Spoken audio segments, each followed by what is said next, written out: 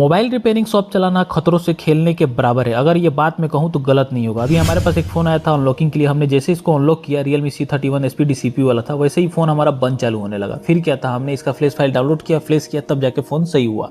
अगर ये फ़ोन सही नहीं होता तो कस्टमर चिल्लाने लगता, बोलता है हमारा फ़ोन सही करके दो। तो इस तरह की प्रॉब्लम होती रहती है। कई बार हम लोग कॉम्बो डालते हैं, अच्छा ही कॉम्बो डालते हैं, लेकिन कई बार ख़राब हो जाता है, मतलब कुछ कारण बस ख़राब हो जाता है। कस्टमर कई बार 2-3 दिन में वापस ला देते हैं, तो वो झगड़ा करने लगते हैं, कैसा कॉम्बो डाल दिया, ऐसा वैसा। तो उनको समझाएं हम कैसे